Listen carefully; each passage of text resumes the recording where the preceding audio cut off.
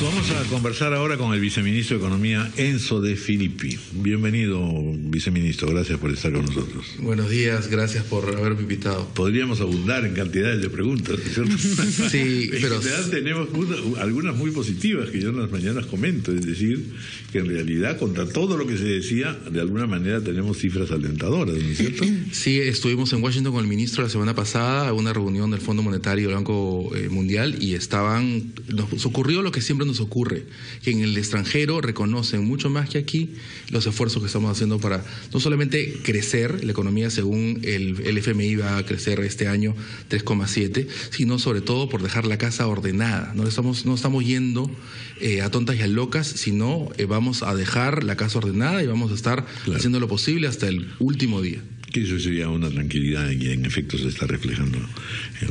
Pero sin embargo, viene usted por hablar específicamente por dos proyectos que dan problemas. La verdad, don Raúl, lo que venimos, mi intención de estar aquí es alertar al público. Estamos preocupados por lo que se está discutiendo en el Congreso. Hay varios proyectos.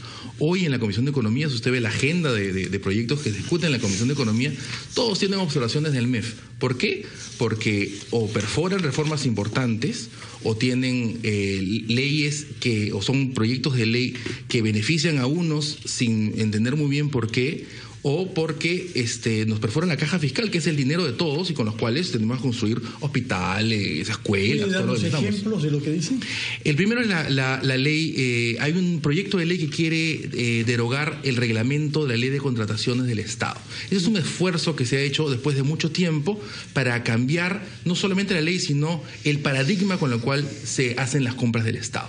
Hemos pasado de un régimen que era súper formalista, preocupado por la forma y no por el fondo, que es la compra pública, y que lo que estaba haciendo era, al intentar regular cada vez más las conductas de la gente que lleva a cabo las compras públicas, lo que estaba terminando de hacer era desincentivar la competencia. Hemos pasado, en el año 2008 teníamos 4 y pico ofertas válidas por proceso. El último año que tenemos eran 1,9. ¿Qué había pasado? Se descalificaban porque faltaba el papelito, porque no se podía subsanar, cosas bastante ridículas.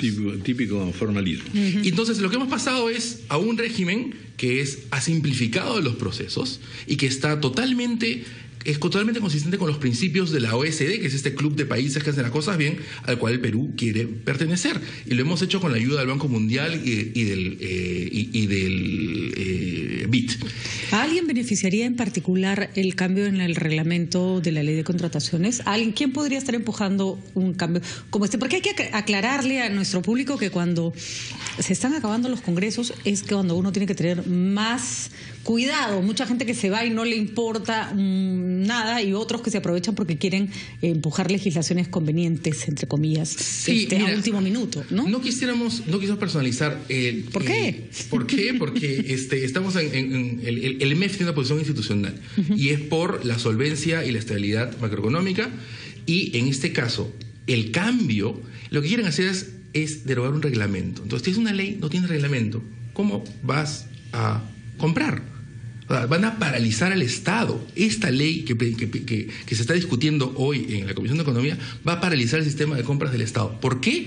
Los argumentos que tienen, que más argumentos parecen excusas, dice que ahora las compras van a ser discrecionales, que una serie de personas va a poder escoger esto, compro esto y esto no porque me da la gana, lo cual es totalmente falso. ¿Y el apoyo de qué bancadas tiene esta iniciativa? Bueno, lo vamos a ver ahora en la votación, porque ya hemos ido varias veces a explicarlos e insisten, y de hecho en off los técnicos de la comisión nos han dicho que están de acuerdo con nosotros. Vamos a hacer una pausa y continuamos. No olvidó.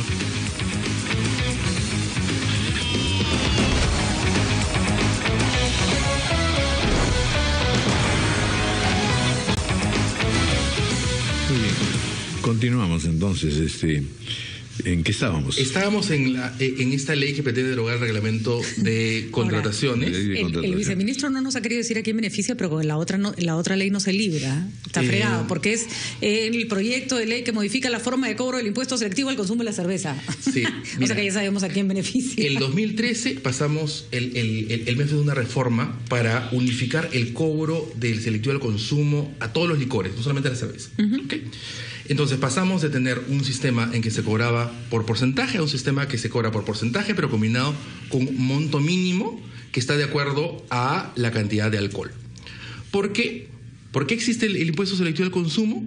Para que quienes quieren consumir estos productos que tienen efectos nocivos a la sociedad paguen los costos de tener de que el Estado gasta en ellos. De hecho, recaudamos como 2.800 millones de soles por este concepto y los costos para la sociedad son mucho mayores. Estimaciones de los costos solamente en productividad es el doble. Y ahí a eso hay que sumarle el costo que tiene el sistema de salud peruano en atender estos casos. Y otra cosa importante, este tipo de esquemas tributarios están totalmente alineados con las políticas de salud.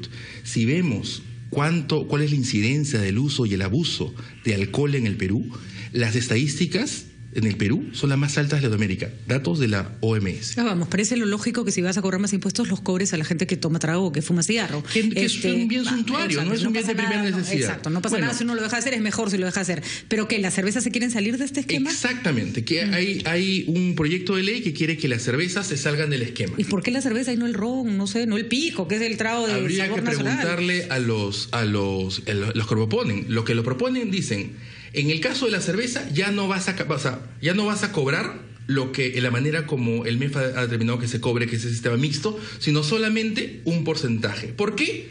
Porque hay empresas que le dan la gana de vender la cerveza lo más barato posible. Y como tú le has puesto un piso, entonces ya no van a poder vender la cerveza lo más barato posible. A lo que viene, a ver, ¿qué es lo que tiene que adaptarse a quién? ¿La política comercial de una empresa a la política tributaria del país? ¿O la política tributaria del país a los intereses de una empresa? No. Pero no solamente eso, o sea, vamos a pasar de un régimen general de licores a uno especial de la cerveza y a uno aún más especial de la cerveza artesanal, porque crearía un régimen especial para la cerveza artesanal. O sea, una cerveza, 2 botellas con el mismo contenido de alcohol que causan el mismo efecto nocivo a la sociedad, una pagaría más que la otra de impuestos. ¿Por qué? Porque les da la gana. No, usted sabe que no es porque le da la gana. Usted sabe que eso es porque la cerveza en este país está producida por un grupo que concentra una enorme cantidad de nuestro mercado. Bueno, no es porque le da la gana. Porque le da la gana a ellos. Le da la gana a quienes lo proponen. Para favorecer que haya competencia en un mercado libre, señor economista. Según nuestros análisis, es que en este momento en que todo el mundo está mirando la elección, aparecen estos proyectos, aparecen en todos los gobiernos. Entre la elección y la... Ahora, el argumento de Fernando es que se le bajaría el impuesto a la cerveza artesanal para que compita con la industrial, por decirlo así.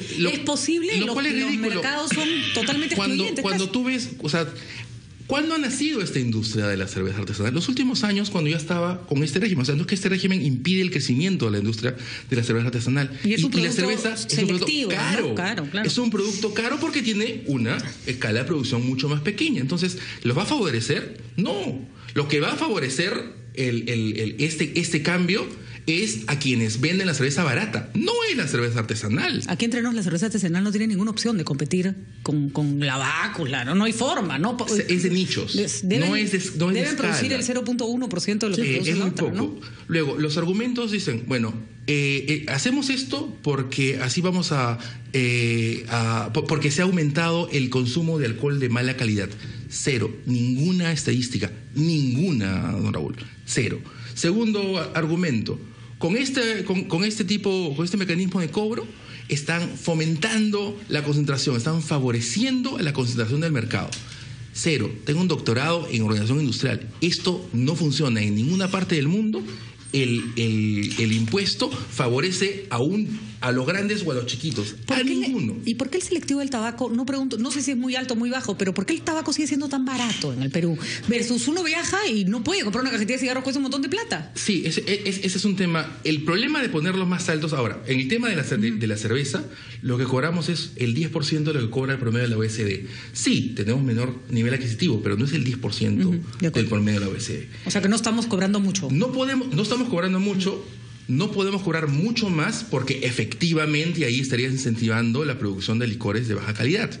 Pero este nivel nos ha permitido recaudar 200 millones de soles más al año, que es lo que estaríamos perdiendo si cambiamos al otro mecanismo. Por lo tanto, para cerrar, hay proyectos de ley en el Congreso que son nocivos para la sociedad peruana. No para el MEF. Parece a usted más nocivo es el cambio del régimen de las contrataciones con el Estado. Usted sabe que la Cámara de Comercio de Lima sostiene que el adelanto que el Estado solía dar a las contrataciones, 60%, se quiere modificar y es nocivo para ellos. Claro, ahora, eso es para las obras. Uno debería preguntarse, cuando uno manda a hacer cualquier cosa, ¿le da el 60% de adelanto a alguien? Hemos bajado a 30. ¿Por de dónde sale el 30? El 30 sale de un análisis de las instituciones que compran bien y cuál es el cronograma de desembolsos. Y 30% es suficiente. Nadie necesita el 60% por adelantado. Bueno, y así tanta obra inconclusa, no perdiste tanta plata. Otro argumento. Supongo, sí. El 2015, en el primer trimestre, se adquirieron bienes y servicios por 900 millones. El 2016, 1.200 con el nuevo régimen. El nuevo régimen hay evidencia de que no ha reducido el ritmo de las compras públicas. Por lo tanto, en ambos casos lo que estamos viendo son proyectos de ley que son muy malas ideas y que benefician a unos y según nosotros perjudican a la gran mayoría de los peruanos. Bueno, muy bien. Muchas gracias. Lo que no entiendo es en realidad hasta qué punto agotan las conversaciones con el Congreso. Porque lo que usted señala es muy grave. Usted señala cosa que sabemos perfectamente. A cada despedida nos despedimos por todo lo alto, ¿no es cierto? Esa es la verdad. Entonces, todo lo pendiente que no pude hacer cuando debía hacerlo, ahora lo acumulo. Y como está ahí, estamos hablando de elecciones, de cambios, etcétera, ahí paso pues por... Y hay una coyuntura especial porque ahora Pero eso ustedes pueden efectivamente decirle, mire, esto no es así por tales y cuales razones. Lo hemos hecho, y las voy a publicar además y las voy a explicar. Don Raúl, nos hemos reunido, hemos ido a la Comisión de Economía, el tema de las contrataciones, ha ido la presidenta ejecutiva de la OCE, ha ido a explicar. Se han juntado los técnicos de ellos con nuestros técnicos.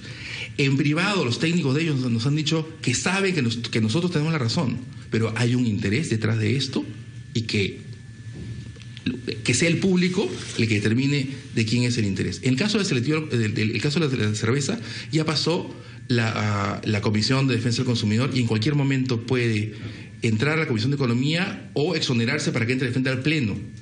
Hay un interés inusitado por pasar esto desde que dimos el cambio. La típica de finales. Muy bien. Ya pues es lo que estamos comentando. De acuerdo. Muchas gracias, viceministro Enzo de Filipe. Muchas gracias a ustedes. 9:15 de la mañana, vamos a hacer una pausa.